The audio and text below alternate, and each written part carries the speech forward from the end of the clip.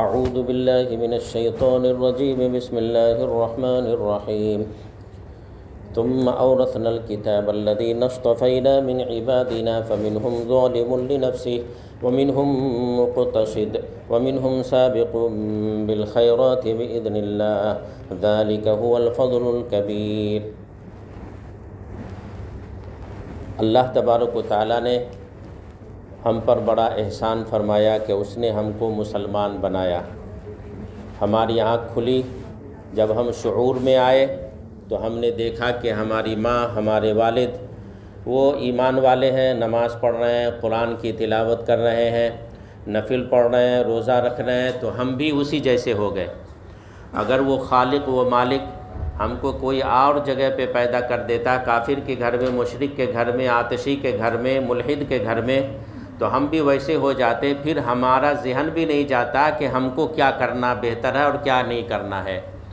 مزید اللہ پاک نے ہم کو ایسا نبی دیا جو نبی تمام نبیوں کے سردار، سید الانبیاء کہلائے۔ 1,24,000 کم و بیش انبیاء کرام دنیا میں تشریف لائے، آدم علیہ السلام سے لے کر کے محمد الرسول اللہ صلی اللہ علیہ وسلم تک۔ یہ جتنے بھی انبیاء کرام تشریف لائے تمام نبیوں کے یہ سردار ہیں، امام ہیں۔ یہ آئے بعد میں مگر تمام نبیوں کے سردار۔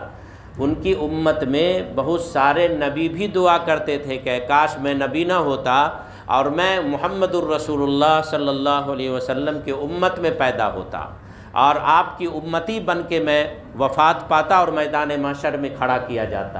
نبی تمنا کرتے تھے۔ حضرت عیسیٰ علیہ السلام کی یہ خواہش پوری بھی ہوئی اور آخر زمانے میں آپ تشریف بھی لائیں گے امتی کی حیثیت سے، رسول اللہ صلی اللہ علیہ وسلم کی امتی کی حیثیت سے تشریف لائیں گے۔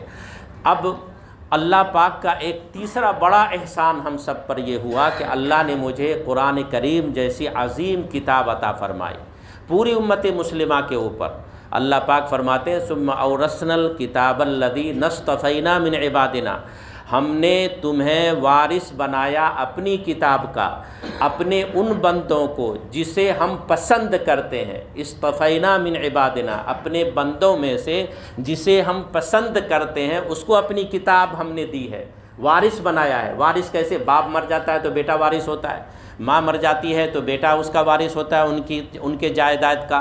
تو اللہ تبارک و تعالیٰ نے اس امت محمدیہ کو چنا، انتخاب کیا، پسند فرمایا کہ یہ کتاب اسے عطا فرمائی، یہ کتاب اسے عطا فرمائی۔ آگے فرماتے ہیں وَمِنْهُمْ مُقْتَصِدٌ وَمِنْهُمْ سَابِقٌ بِالْخَيْرَاتِ، تو کچھ اس میں سے تو ایسے ہیں جو کتاب لینے کے بعد نہ وہ کوئی نیکی کا کام کرتے ہیں نہ کوئی برائی کا کام کرتے ہیں، برابر ہیں، کچھ نہیں کرتے ہیں، وہ اپنی حالت پر ہیں، کچھ آگے نہیں بڑھتے۔ کچھ لوگ ایسے ہیں جو یہ کتاب کے اوپر عمل کر کے وہ اللہ کی اجازت سے بہت آگے بڑھ گئے، اللہ کے فضل سے بہت آگے بڑھ گئے۔ سابقٌ بالخیرات وذالک هو الفضل الکبیر، وذالک هو الفضل الکبیر، یہ اللہ کا اس کے اوپر بڑا فضل ہوا کہ وہ اللہ کی کتاب کے اوپر عمل کر کے دی ہوئی کتابوں کو اپنی زندگی میں اتار کر کے وہ آگے بڑھ گئے۔ وَمِنْ عِبَادِنَا فَمِنْهُمْ ظَالِمٌ لِنَفْسِهِ، اور بعض لوگ ایسے ہیں جو اپنے آپ کے اوپر ظلم کر بیٹھے۔ دیکھیے کتاب 3 حصے میں تقسیم ہو رہی ہے۔ ایک تو وہ آدمی ہے جو کتاب کے اوپر بالکل عمل نہیں کرتے، ظالم لنفسی۔ دوسرا وہ ہے جو کچھ عمل کرتے کچھ نہیں کرتے، کچھ عمل کرتے کچھ نہیں کرتے، وَمِنْهُمْ مُقْتَصِدٌ۔ اور تیسرا گروپ وہ ہے جو بہت زیادہ عمل کرتے، ڈھونڈ کر کے عمل کرتے، ایک ایک سنت کو سمجھتے، ایک ایک آیتوں کو سمجھتے اور اس کے اوپر عمل کرتے ہیں اور آگے بڑھ جاتے ہیں۔ تو اب انسان کی 3 قسمیں ہو گئی۔ ایک عام انسان جو کتاب اللہ کی حفاظت کرتے ہیں عمل کر کے، اور کتاب اللہ کو پڑھا کر کے اور پڑھوا کر کے۔ مثال کے طور پر یہ دنیا میں جتنے بھی ادارے چل رہے ہیں، یہ سب ادارے کا کام کیا ہے؟ دینی ادارے کیا کام کر رہے ہیں؟ یہ حافظ ہی تو بنا رہے ہیں، یہ عالم ہی تو بنا رہے ہیں، اور یہ حافظ بنانا، یہ عالم بنانا کتاب اللہ کی حفاظت ہے۔ ایک بچہ ہے جو 10 سال کا 15 سال کا ہے اور وہ بچہ قرآن مجید کو الحمد سے لے کر کے سورہ ناس کے سین تک ختم کر دیتا ہے، ایک بیٹھک میں 6 گھنٹے 6.5 گھنٹے میں ختم کر دیتا ہے۔ پھر وہی بچہ جب عالم ہوتا ہے تو الحمد سے لے کر کے سورہ ناس تک جتنا بھی اللہ پاک کا حکم آیا ہے اس کے اندر، جو کچھ بھی اللہ کا فرمان آیا ہے اس کو وہ سمجھ لیتا ہے۔ یہی تو عالم کا کام ہے، اس کو وہ سمجھ لیتا ہے، معنی میننگ کو اچھی طرح سے سمجھتا ہے۔ مزید وہ عالم یہ کرتے ہیں کہ گرامر کو پڑھتے ہیں، اور اس گرامر کی روشنی میں اگر کوئی حافظ اور عالم بھی ہو تو وہ ہمارا دشمن، اللہ نہ کرے اللہ نہ کرے، پوری دنیا سے قرآن کریم کو ختم کر دے، پوری دنیا سے قرآن کریم کو ختم کر دے، مگر لاکھوں کی تعداد میں جو بچے حافظ قرآن ہو رہے ہیں، اور پھر لاکھوں کی تعداد میں جو عالم ہو رہے ہیں، جو اس کے معنی میننگ کی حفاظت کر رہے ہیں، جو اس کے ایک ایک لفظ کی حفاظت کر رہے ہیں، حافظ بھی ہوگا، عالم بھی ہوگا، قلم اٹھائے گا، کاغذ کو سامنے رکھے گا، الحمد سے لے کے ناس تک لکھ دے گا۔ اور ایسے لکھنے والے آج لاکھوں نہیں کروڑوں کی تعداد میں ہیں، الحمدللہ کروڑوں کی تعداد میں الحمدللہ۔ قرآن کریم کے ایک لفظ کی حفاظت، ایک ایک زبر کی حفاظت، ایک ایک زیر پیش کی حفاظت، یہاں تک کہ قرآن کریم میں لاکھوں ایسے لفظ ہیں جو پڑھنے میں نہیں آتے، جو پڑھنے میں، آپ پڑھیے آپ دیکھیے تو وہ پڑھنے میں، تلاوت میں نہیں ہے، ادائیگی میں نہیں ہے، مگر لکھنے میں ہے، معنی کے اندر اس کا اثر ہے، معنی میں ہے مگر پڑھنے میں نہیں ہے۔ تو یہ جو معنی میں ہے اور پڑھنے میں نہیں ہے تو وہ کبھی بھی ختم ہو سکتا تھا، پرنٹنگ میں بھی اور لکھنے میں بھی، مگر نہیں، علماء اس کو بھی پکڑیں گے کہ ایک ایک لفظ کبھی بھی چھوٹنے نہ پاوے۔ پھر ہندوستان کے جو لوگ پڑھتے ہیں وہ بھی وہی پڑھتے ہیں، پاکستان میں بھی وہی پڑھا جاتا ہے، عرب ممالک میں بھی وہی پڑھا جاتا ہے، لندن، امریکہ، افریقہ، یورپ میں بھی وہی پڑھا جاتا ہے، سب لوگ ایک ہی جیسا قرآن کریم پڑھتے ہیں۔ کہیں ایسا نہیں ہے کہ ایک لفظ کا بھی کوئی کمی بیشی ہو، کہیں دنیا میں کوئی ایک لفظ کا کمی بیشی نہیں کر سکتے۔ تو قرآن کریم کی حفاظت علماء اور حفاظ خود کر رہے ہیں، اس کی تلاوت کر کے، اس کے معنی میننگ کی حفاظت کر کے۔ اور اللہ کے یہ نیک بندے عمرہ جس کو اللہ نے پیسے سے نوازا ہے، وہ حافظ بنا کر کے، عالم بنا کر کے، وہ خود اپنی قرآن کی حفاظت کر رہے ہیں، اللہ کے کلام کی وہ خود حفاظت کر رہے ہیں۔ اور اللہ تعالیٰ کے وہ چنندہ بندوں میں سے ہیں جو مدارس چلاتے ہیں، مدارس کی خدمت کرتے ہیں، جو مکاتب چلاتے ہیں جہاں قرآن کریم کی تلاوت کی جاتی ہے، قرآن کریم کا حفظ کیا جاتا ہے، جہاں قرآن کریم کے معنی اور میننگ کو سمجھا جاتا ہے، وہاں پر اپنی گاڑھی کمائی کو لگا کر کے، اپنے پیسے خون پسینے کے پیسے کو لگا کر کے وہ قرآن کریم کی حفاظت کر رہے ہیں۔ اس حفاظت میں وہ بھی شامل ہیں، وہ عمرہ جو اپنے پیسے ان مدارس میں اور اس مکاتب میں خرچ کرتے ہیں، اور یہ علماء اور حفاظ یہ سب اس میں شامل ہیں جو اس میں اپنے وقت کو لگاتے ہیں اور اپنی جان کو لگاتے ہیں اور کھپاتے ہیں اور رات دن محنت کر کے اسے حاصل کرتے ہیں۔ تو اب آگے کیا ہوگا؟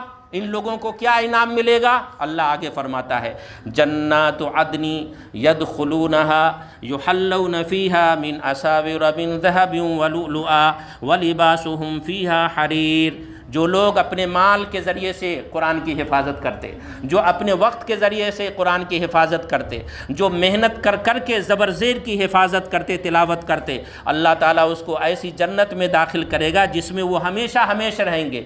یحلون فیہا من اساور، دیکھیے ایوارڈ دیا جاتا ہے، ایوارڈ دیا جاتا ہے۔ جب آدمی کوئی بڑا کام کرتا ہے نا تو اللہ کے بندے جو آج بڑے بڑے پوسٹ پر ہیں، وہ بڑے کام کرنے والے، خاص کام کرنے والے کو بلا بلا کر کے پردھان منتری ایوارڈ دیتے ہیں، ہے نا، ایوارڈ دیتے ہیں۔ تو اللہ تعالیٰ وہاں پر ایوارڈ دیں گے ایسے لوگوں کو جو قرآن کریم کی حفاظت پیسے کے ذریعے کر رہے ہیں یا محنت کے ذریعے سے کر رہے ہیں، جن کا تذکرہ ابھی پہلے ہوا۔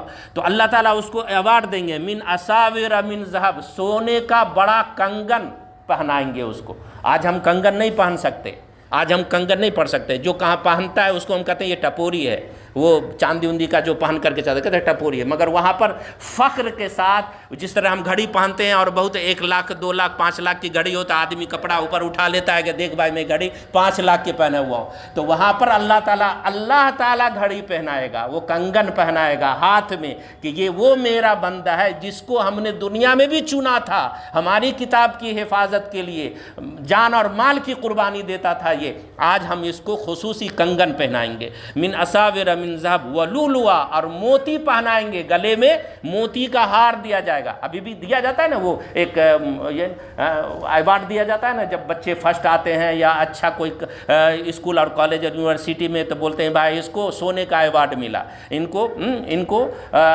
ایوارڈ ملا، چاندی کا بھی ملتا ہے، سونے کا بھی ملتا ہے، سکہ بھی ملتا ہے۔ تو لولو وہاں پر اللہ تعالیٰ پہنائیں گے اس بندے کو، لولو پہنائیں گے۔ وَلِبَاسُهُمْ فِيهَا حَرِيرٌ، اور اتنی نہیں ہوگا، ان کا لباس ان کو پہنایا جائے گا، جوڑا پہنایا جائے گا، وہ ریشمی جوڑا ہوگا۔ سب کا کپڑا الگ ہوگا، مگر ایسے بندوں کا کپڑا ریشمی ہوگا جو آج ہم نہیں پہن سکتے۔ وَقَالُوا الْحَمْدُ لِلَّهِ الَّذِي أَذْهَبَ عَنَّا الْحَزَنَ، اور پھر وہ کہے گا یا اللہ تیری تعریف ہے، الحمدللہ، اللہ تیری ہی تعریف ہے، الذی اذھب عنا الحزن، جس نے ہمیں یہ اعزاز بخشا ہے، جس نے ہمارے غم کو دھل دیا۔ غم کیا ہے؟ آج ہم سب فکر مند ہے کہ یا اللہ پتہ نہیں ہم مرنے کے بعد جنت میں جائیں گے یا جہنم میں جائیں گے، ہماری کوئی نیکی قبول ہو رہی ہے یا نہیں ہو رہی ہے، پتہ نہیں ہمارا کیا حشر ہوگا، میدان محشر میں ہمارا کیا حشر ہوگا، قبر میں ہماری کیا حالت ہوگی۔ یہ سب لوگ فکر مند ہے دنیا میں آج۔ تو اللہ تبارک و تعالیٰ کی یہ بندے، ان کا غم ہلکا ہو جائے گا اور اللہ کا شکر ادا کرے گا، یا اللہ وہ سارا غم جو دنیا میں ہم سوچتے تھے وہ ہلکا ہو گیا، آج ہم خوشی خوشی جنت میں جا رہے ہیں۔ اذھب عنا الحزن، الحمدللہ الذی اذھب عنا الحزن ان ربنا لغفور شکور، اے میرے پروردگار بے شک تو بڑا معاف کرنے والا ہے اور شکر گزار ہے، تو یعنی شکریہ ادا کرنے والا۔ ہم نے جو محنت کری تھی دنیا میں اس کا تو ہم کو شکریہ کا موقع دیا، یا خود تو شکر گزار ہے؟ تو شکر گزار ہے کہ میں تم کو تھینک یو بولتا ہوں میرے بندے، میں تمہارا شکریہ ادا کرتا ہوں کہ جو تو نے دنیا میں محنت کی تھی ہماری کتاب کی حفاظت کے لیے، مال کے ذریعے سے، جان کے ذریعے سے، میں تمہارا شکریہ ادا کرتا ہوں۔ شکریہ کی ادائیگی میں ہم تم کو یہ لباس دے رہے ہیں ریشمی، یہ زیور پہنا رہے ہیں تم کو، موتی پہنا رہے ہیں گلے میں، یہ ہاتھ میں تم کو کنگن پہنا رہے ہیں سونے کا، یہ سب اللہ شکر ادا کرے گا۔